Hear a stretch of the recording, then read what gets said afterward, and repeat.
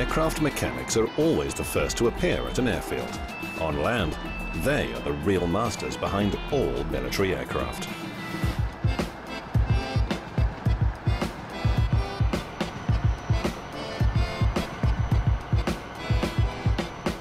Until the sortie begins, none of the engineers knows which crew will fly.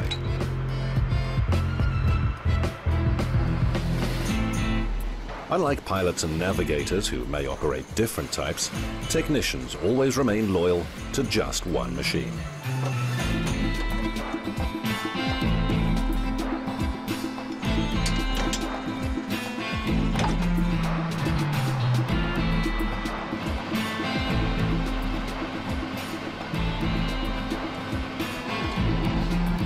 Pre-flight routines for frontline aviation in Russia differ greatly from common practice in many NATO air forces, where technicians check only the most critical parts of an aircraft between successive missions.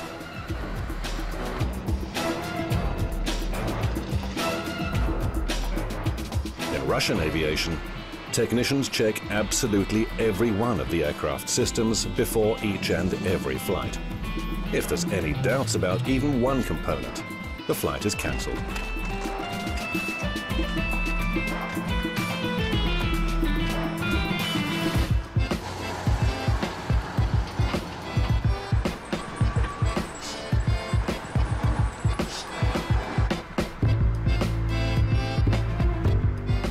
Before any flight, it's traditional for pilots to add the finishing touch by polishing the skylight, which is what flight crews call the glass canopy over the cockpit.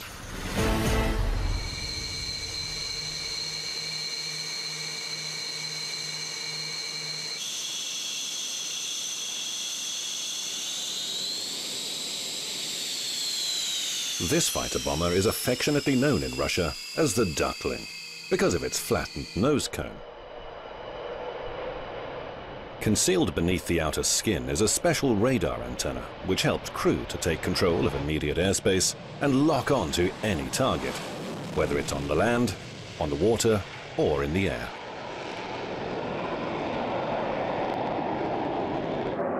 The Su-34 has a comfortable cockpit designed for long-haul flights.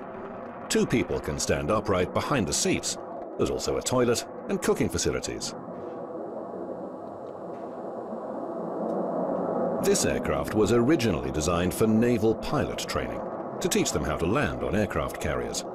But while it was being designed and built, the new machine was redesignated for combat duties. Su-34, fullback, crew 2. Maximum speed 1,900 kilometers per hour. Combat radius 1,100 kilometers. Service ceiling 17,000 meters. Maximum takeoff weight 44,360 kilograms.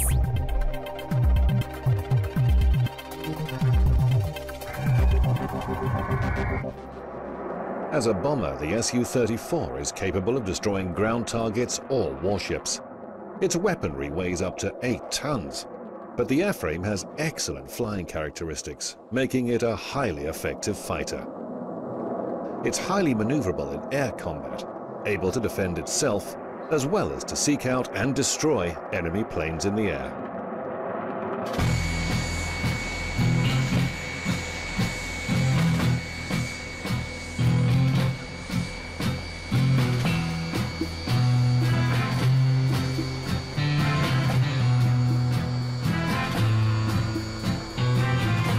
In Russia, every pilot and navigator has his own particular specialization: offensive, air combat, or bombing.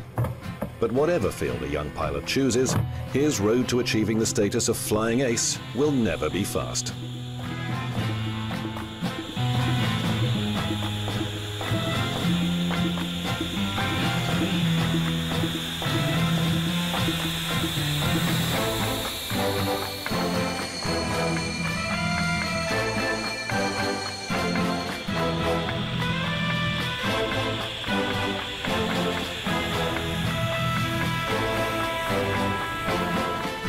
After graduating from the military academy, endless flight simulator training begins.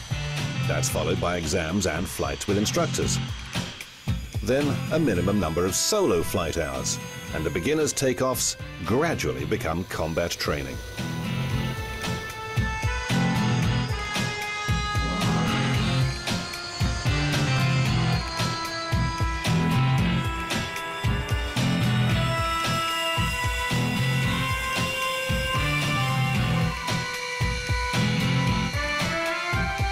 Only after 4 years of military service can a pilot fulfill practically any airborne task that might be asked of him.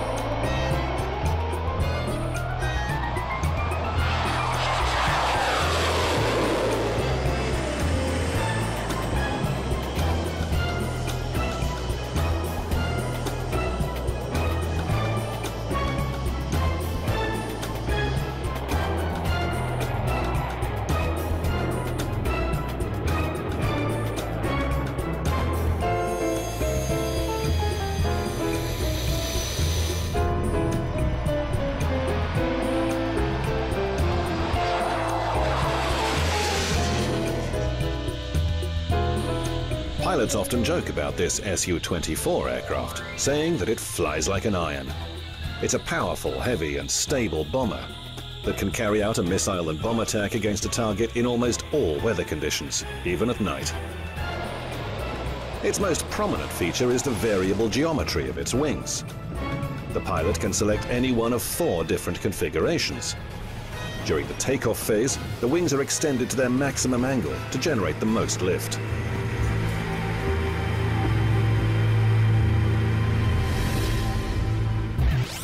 Su-24 Fencer. Crew 2. Maximum speed 1,400 kilometers per hour. Combat radius 560 kilometers. Service ceiling 11,000 meters. Maximum takeoff weight 39,700 kilograms. The bull or buffalo is a symbol of strength and power. The beast has no natural enemies. My first flight in this aircraft went well, and my colleagues congratulated me.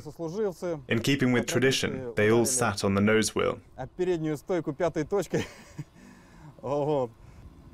was left with very warm impressions and memories of that flight. In combat mode, the Su-24's wings are swept back, almost flat against the fuselage. This reduces drag, allowing for much greater speed and maneuverability.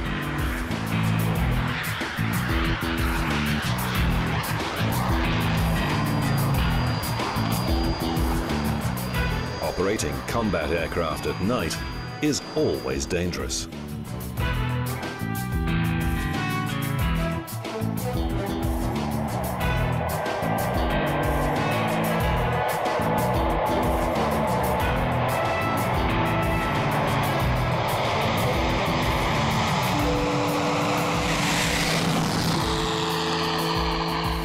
At sunset, even small clouds can blur the horizon as sky merges with ground. Pilots orientate themselves by instruments and with help from ground control.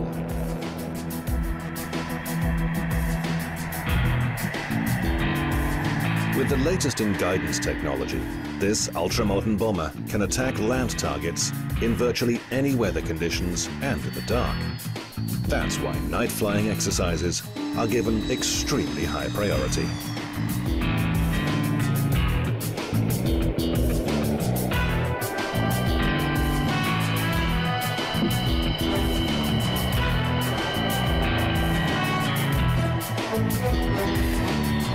After sunset, takeoff and landings are practiced until late into the night.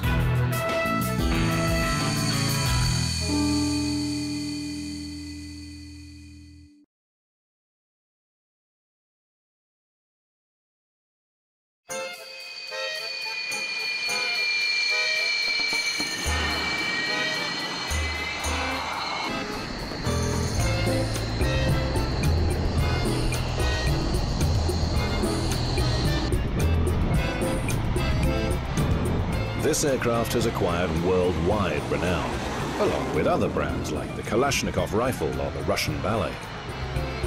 The MiG-29, a lightweight, all-weather frontline fighter that somehow appears to defy the laws of gravity.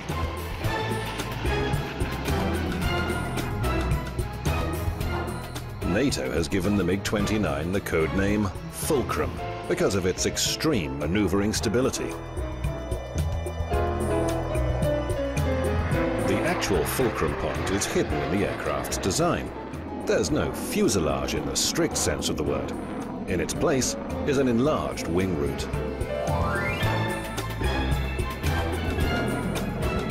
The upper surface of the cockpit graduates into the wings, forming an airflow vortex a little like a tornado. This generates a dramatic increase in lift, allowing the fighter to perform quite unbelievable turns at supersonic speed.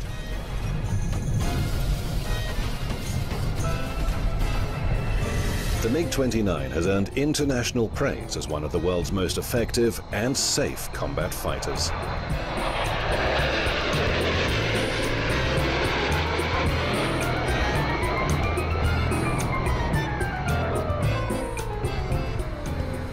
An engineer was once asked what kept the aircraft flying during its spectacular maneuvers. He replied that it was the thousands of hands of the people who had created it.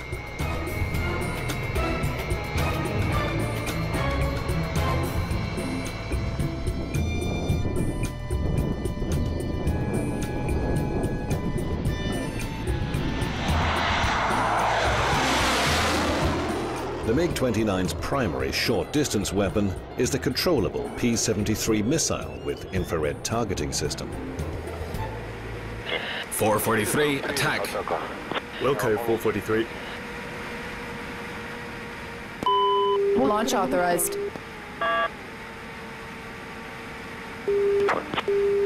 Observing the operation, 443. Titan, on track. Target arrow, 443 ready. Roger.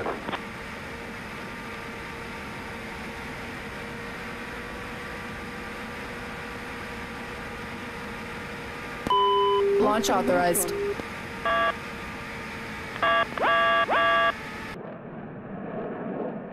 The pilot can choose between missiles or gunfire throughout any stage of an airborne maneuver.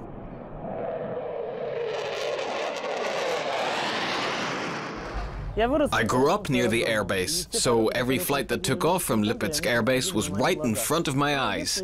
I dreamed of becoming a pilot ever since I was a child. I wanted to become a fighter pilot to perform all those amazing exercises in the air. My dream came true, and now I fly the MiG-29. I truly believe that this aircraft is one of the finest aircraft in the world. It lets you do so many different things. As a pilot, I'm absolutely delighted with it. MiG-29, Fulcrum, crew 1. Maximum speed 2,400 kilometers per hour. Combat radius 3,000 kilometers. Service ceiling 18,000 meters. Maximum takeoff weight 18,500 kilograms.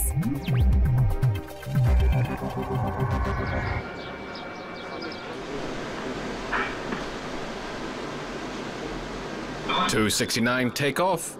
269 takeoff. 254 left 300 level. In the Russian Air Force, every combat aircraft has its own number. On the radio, neither pilots nor controllers will ever say the aircraft type, only its designated number. 254-8, clear to land. Air traffic controllers have full command of all aircraft movements around the base. They give permission for engine startup, takeoff and landings, and then remain in contact with all crews in flight, relaying information about any passenger liners flying within a 100-kilometer radius of the base. Combat aircraft are vectored away from conflicting traffic, so they can perform their exercises a safe distance from civilian airplanes. 269, return to zone 6. 600. Roger, 600.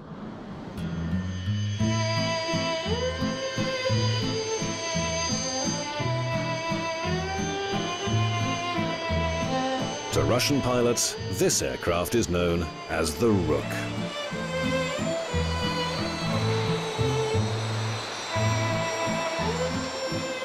The aeroplane went through a baptism of fire in the early 80s, when the Soviet Union was engaged in its military campaign in Afghanistan. Among pilots, the Su-25 is especially known for its high levels of survivability.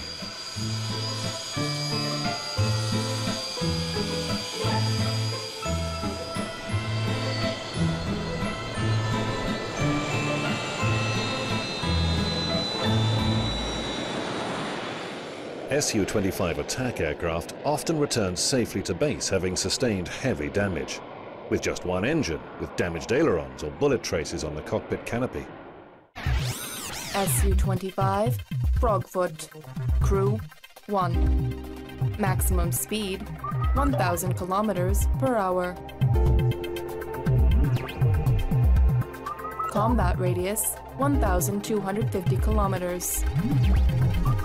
Service ceiling, 7,000 meters. Maximum takeoff weight, 19,000 kilograms.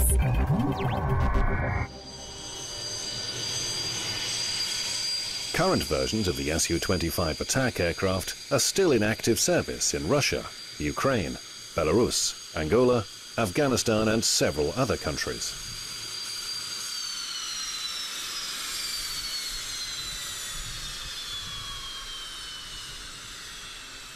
The Su-25 is a combat aircraft that was designed to provide air support to ground forces on the battlefield. I love this plane very much. People usually say I'm either a bomber or a fighter, but I tell them, no guys, I'm neither of those. You're wrong. I'm an attacker. It's a proud name, that's why they called it the Rook, because it looks like one. You know, the Rook is a proud and beautiful bird, and fearsome in its way. When you approach the aircraft, you greet him in your mind. You say, come on pal, we'll go on a flight now and everything's going to be all right. We have a tradition. When a lieutenant takes a 25 out for the first time, he gives out a cigarette once he's landed. Who does he give them to? To the instructor who trained him and showed him everything. He gives a pack to him. Even if the instructor doesn't smoke, he gets a pack with the pilot's signature. I've trained something like 6 lieutenants, and I still have every one of those signed packs at home.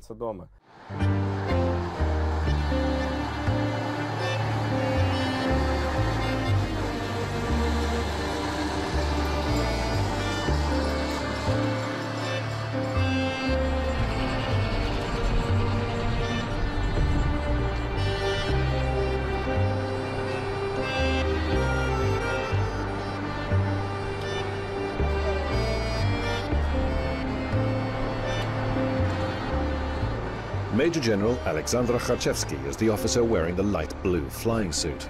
He's the commanding officer at the Lipetsk Air Base. Under his supervision, these pilots are working on their aerobatics routine. Once airborne, these aviators will execute the Su-27's trademark maneuvers. They are the Falcons, Russia's famous air display team. They're said to dance in the air.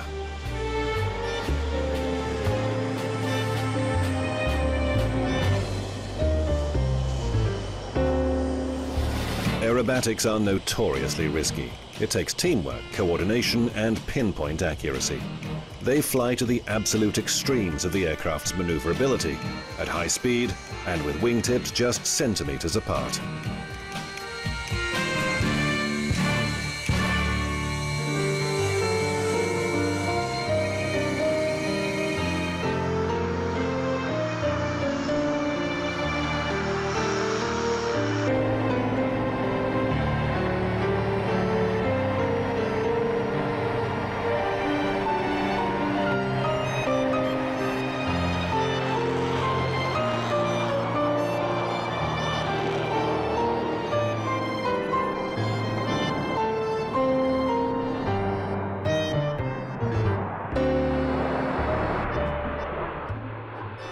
Quite apart from the spectacle, close formation flying also has a tactical purpose.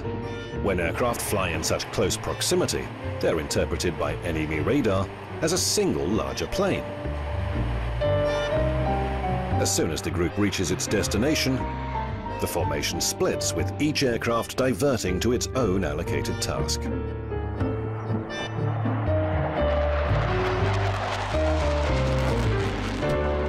Alexander Kharchevsky is a veteran high-level solo aerobatics pilot. The bell is his favorite figure. A complex and dangerous air combat maneuver. The fighter gathers speed in a vertical climb, then suddenly hangs motionless in the air.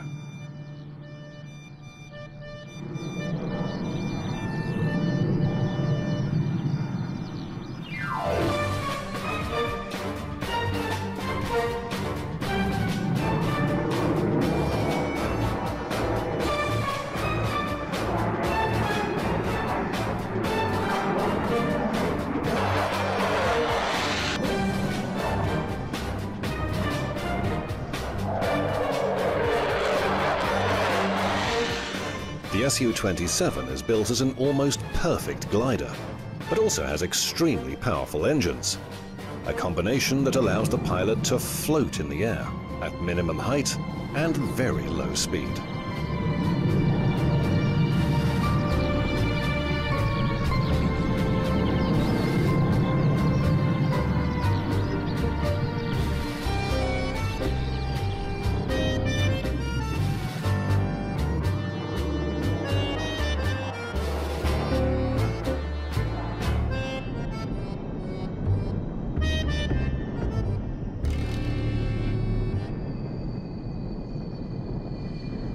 Immediately after landing, the commander studies each flight with technicians and pilots. He's well known as an undefeated aviator. In the Atlantic Ocean, he triumphed over American F-15 fighter pilots in training maneuvers. He beat South Africa's best pilot in a training flight. At Colmar Air Base in France, he was offered the chance to fly a simulated combat mission in the Mirage 2000. Despite never having seen the aircraft or ever flown it, he climbed into the cockpit, took off, and won the challenge. His French counterparts were stunned and rewarded his outstanding airmanship with an honorary decoration. The Lipetsk Air Base commander has secured the majority of his air victories in the Su-27. Su-27, flanker. Crew, 1. Maximum speed, 2,500 kilometers per hour. Combat radius, 1,680 kilometers. Service ceiling, 18,500 meters. Maximum takeoff weight, 30,000 kilograms. The Su-27's primary objective, with its excellent aerodynamic characteristics, is to gain and maintain air supremacy. It's not easy to predict which pilot might win, the one flying a modern aircraft or a second-generation plane. The outcome will depend on the airman's skill as well as the conditions prevailing during the maneuvers. There's not one best aircraft, but the pilot who acquires the target first and makes best use of the weapon systems is the one who will prevail.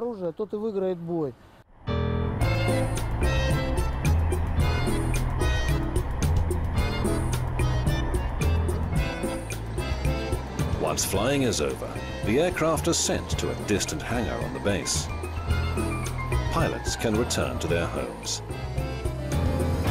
There are no combat missions in peacetime.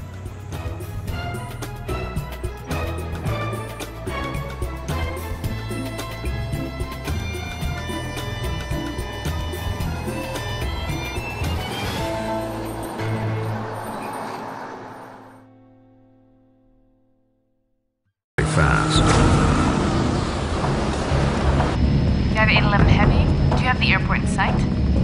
It's over here to the right, Captain. Okay. Okay, we have the airport. United 811 Heavy. 811 is clear to land 8 left. Equipment standing by. Wind 05012. Clear to land. 8 left, United 811 Heavy. As the unstable 747 lined up for landing, the pilots knew they would only have one chance. But even if they got it on the runway, the nagging question remained. Would the stress of impact cause the damaged and overweight aircraft to disintegrate?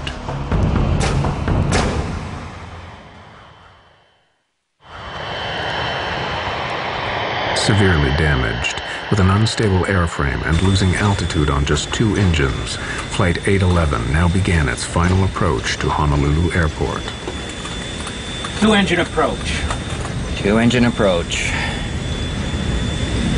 We still had no idea how far off the ground we were, if we were going to make it to Honolulu or not. But that seemed like an appropriate time. If we were somewhere around land, that we were probably going to try and land somewhere to get the passengers in their brace positions. So that's when we started yelling for them to get down in their brace positions.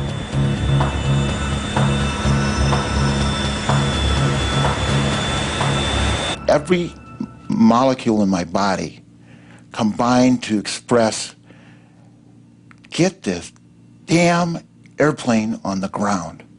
Well, how are we doing on the hydraulics? Hydraulics are good. You got brakes? Normal hydraulics. So we got brakes, but you're only going to have reversing on 1 and 2.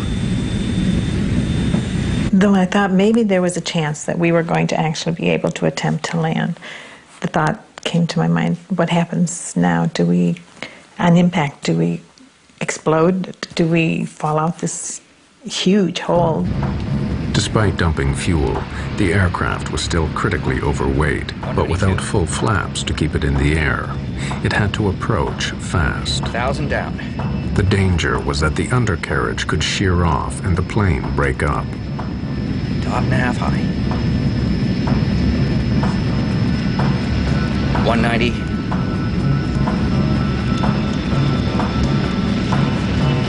185. A little slow, Dave. It's below what we want.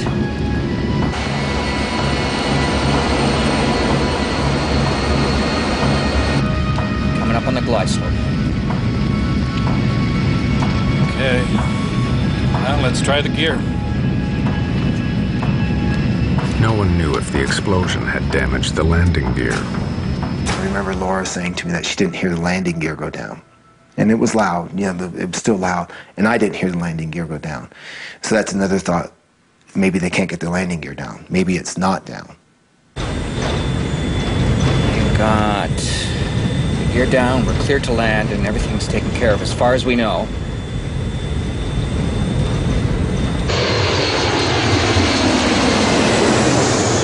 $200. 195. Half a dot high. Looking good. 192. 195. Coming off on the power. 100 feet.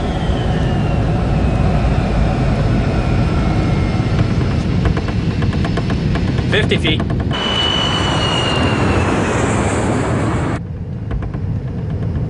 Center the trim. Center the trim.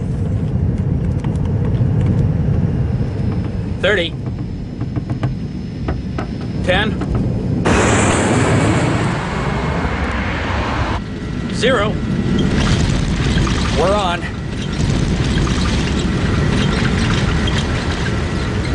Gear's holding.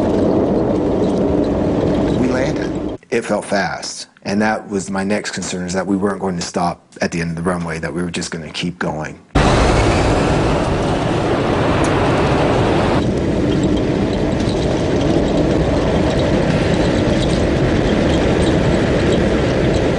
And all of a sudden, we were slowing down, and I said, oh my God, we've landed, we're on ground, and the people started applauding.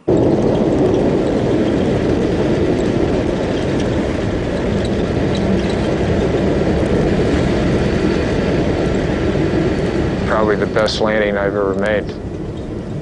When we finally stopped on the runway, we deployed all 10 chutes, and the flight attendants evacuated all the passengers. It's amazing how fast everyone went. My understanding is like less than 45 seconds, 330 people were off the airplane. We were probably 20 feet off the ground, and I would have stepped out of the airplane without a slide. I wanted to get off so bad.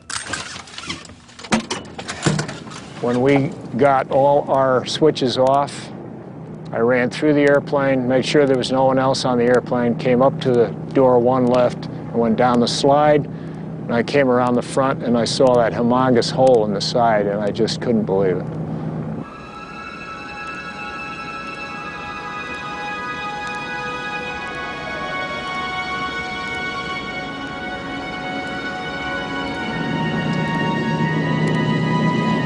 By the grace of God, we made it, and it was an awesome experience. I would never want to go through that again.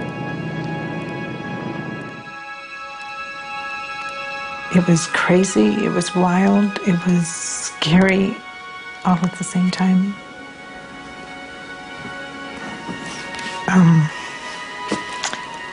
I just thought that that was the end, that we were going to die. I mean, that was my first thought, that this is the end.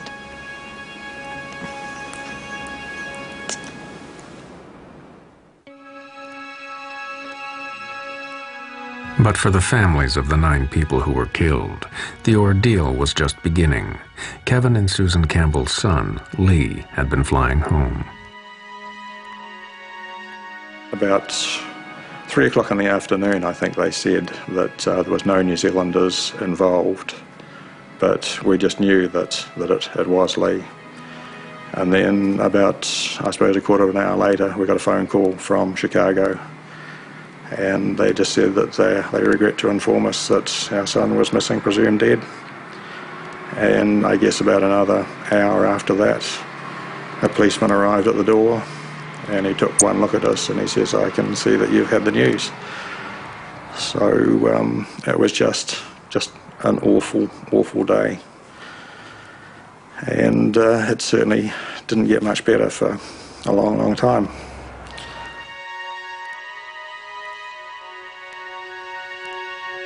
Although Lee's body had not been recovered, the Campbells flew straight to the wrecked aircraft in Honolulu. Your initial feeling is that you want to be as close to the spot where your relative died, and that was the aircraft. So we had to immediately go in and see the aircraft. The damage inside was horrific, just a total mess. And the hole in the side of the aircraft was much bigger than I had thought it would be, even though we had seen television newsreel reports. And it was so sad to get in and actually see where Lee's seat had been. The legs of the seat were still there. There was a good bit of fuselage beside him, and still a window. But the Campbells' desire to find the cause of Lee's death inevitably brought them face to face with the dreadful details. They took us to the medical examiner's office as well, because they had found body parts and that sort of thing. So they didn't actually show us the body parts, but they showed us bits and pieces that they had recovered from the engines, and we got the medical examiner's report on what they had recovered. So, you know, we really would have preferred that it was Lee that went through the engine, because it would have been an immediate death, whereas it was a 4-minute fall down to the ocean, and we know that the people could have been alive as they were falling. And when you think about that, that's just horrific. As it became clear that their son's body would never be found, the Campbells' need to find the cause of the accident that killed him grew stronger. Lee can't have died for nothing. You know, you've got to find out why he died, and you've just got to make sure that it never happens again. The Campbells embarked on a relentless personal investigation that would last nearly 2 years. But the loss of their son meant they would stop at nothing to uncover the truth.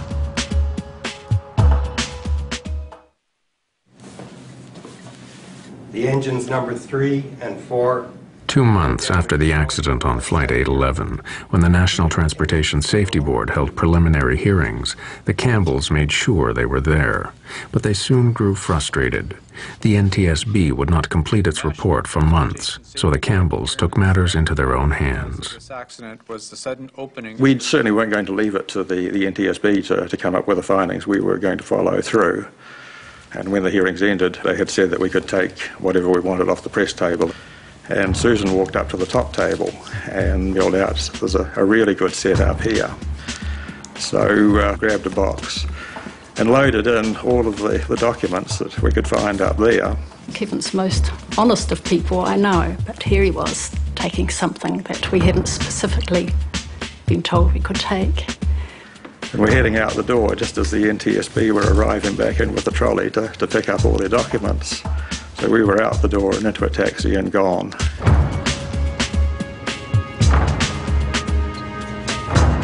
So we quickly realised we'd got a really good set of papers with a lot of things that hadn't been released to the public. We were able to really start our investigation in earnest at that stage.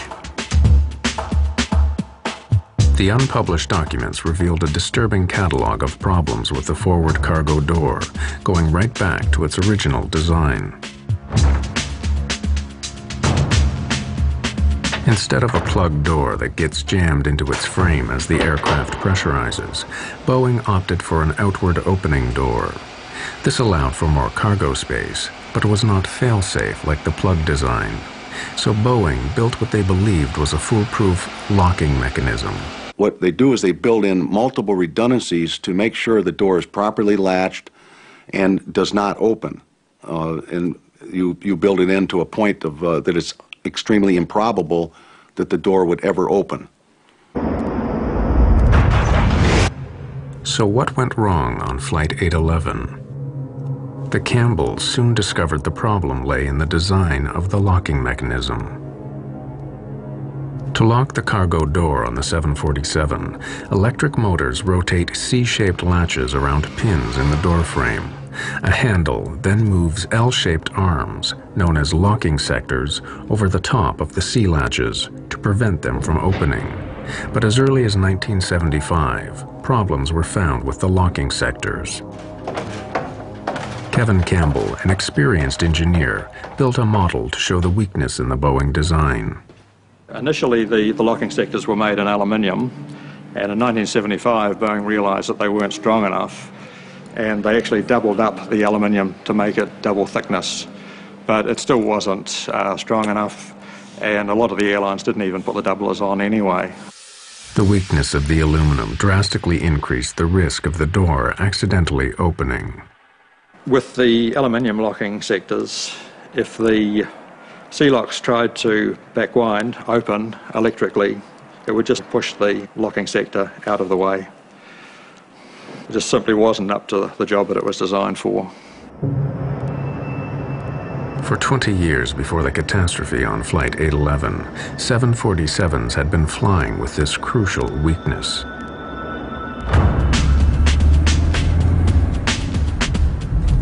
The Campbells wondered what else remained to be revealed.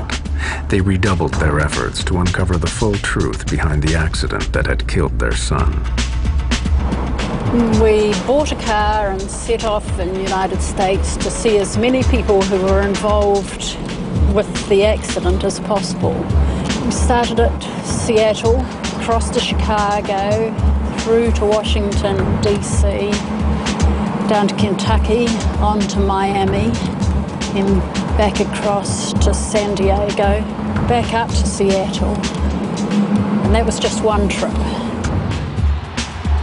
The Campbells soon found that a shockingly similar incident to Flight 811 had given clear warnings of the danger in the cargo door.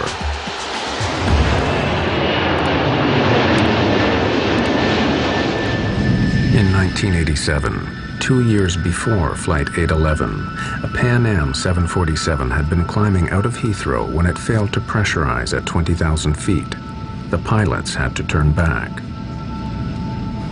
When they got back to Heathrow, they found that the door was hanging open 1.5 inches at the bottom, and all of the locks were open. When it got to the maintenance base, they found that all of the locking sectors were either bent or broken. Why had the sea latches turned and bent back the locking sectors? Boeing claimed that ground crew must have mishandled the mechanism. But the Campbells' investigation uncovered another vital clue to why the sea latches had turned. A report highlighted problems with the door's electrical system. It had a fault in the S2 master latch lock switch that should have turned off the power to the door when the outer handle was closed. This was an alarming finding. When the outer handle was closed, the S2 master lock switch was meant to disconnect the power supply and stop the sea latch motors from turning. So could this have failed, allowing the motors to open the door?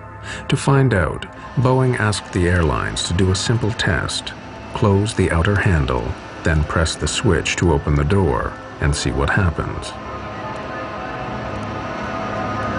When they hit the switch, it actually worked. Boeing thought, you know, this is not going to work, but it actually worked. There was power to the door locks with the outer handle closed, and the lock started to move, and it started to force the locking sectors out of the way.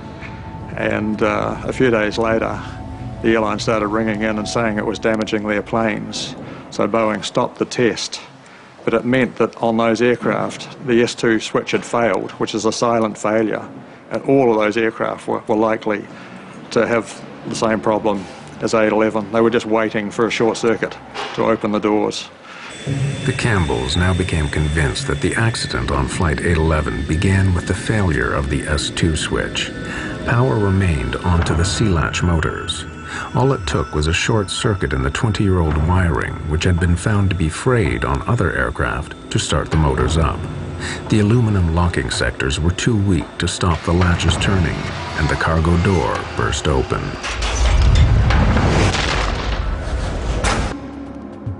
The National Transportation Safety Board determines that the After a year of investigation, the NTSB had a different version of the events. The Campbells were in for a shock.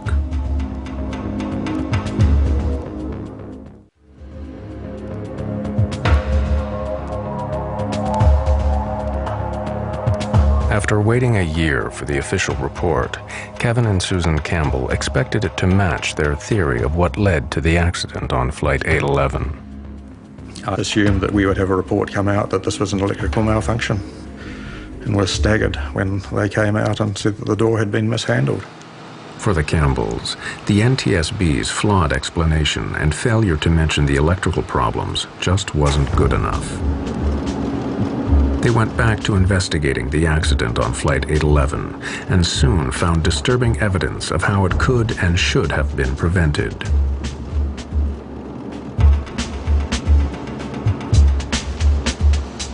After the Pan Am incident in 1987, it turned out that Boeing had issued a directive to the airlines on how to correct the weak aluminum locking sectors.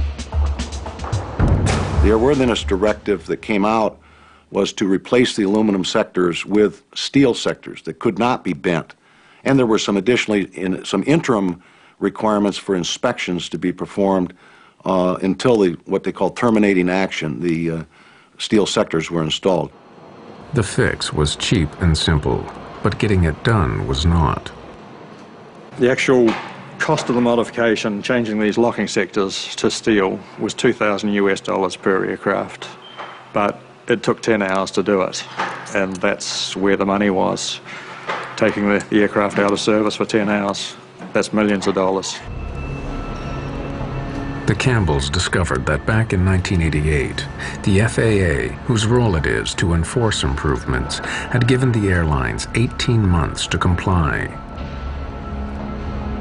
Within a year, Lee Campbell and 8 others would die in an avoidable accident. So why weren't the airlines forced to fix the problem sooner? If these airplanes, these large commercial airplanes, are grounded, it's an economic disaster. So what they do is they lobby in the regulatory agency in the United States, it's the FAA, to allow them to do the fixes over time when the airplanes are in for normal maintenance.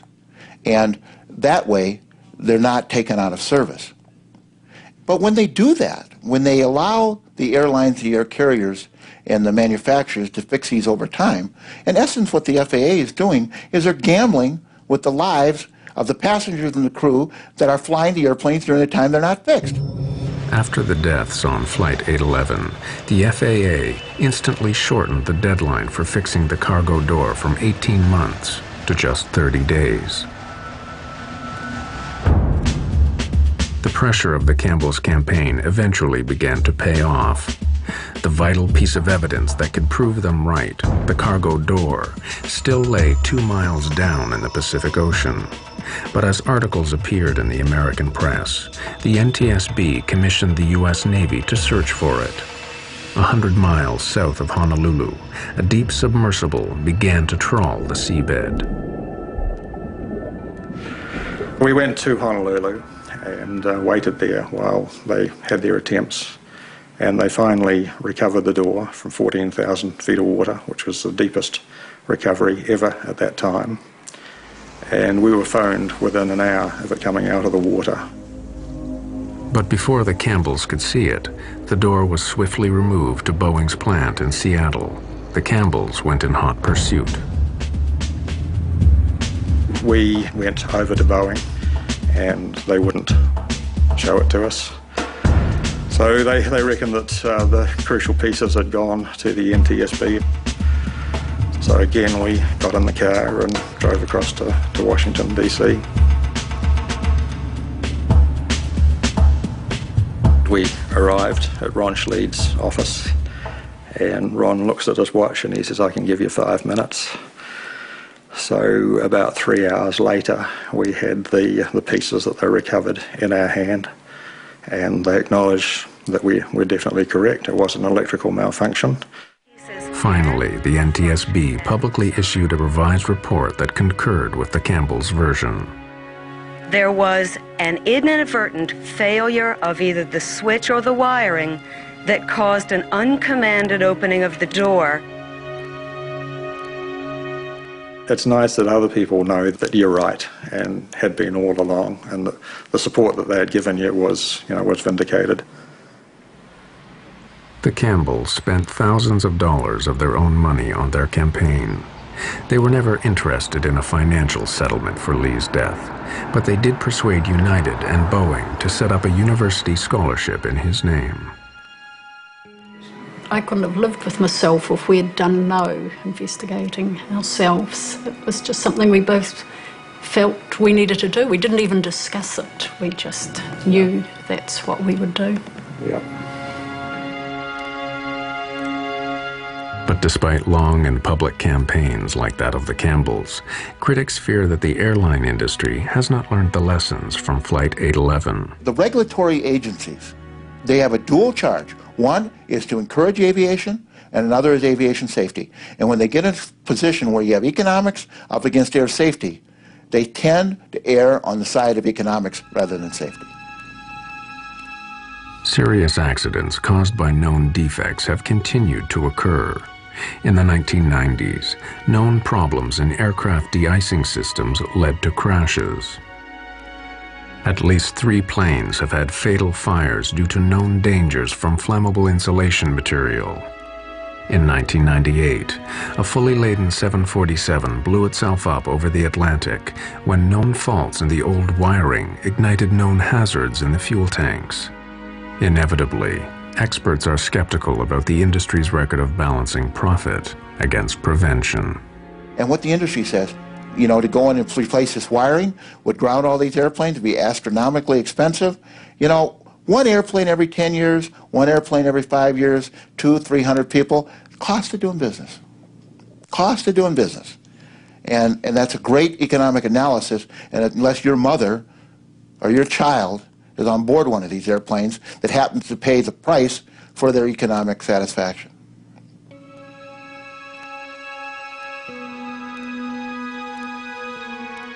For some of the survivors of Flight 811, the cost has been heavy.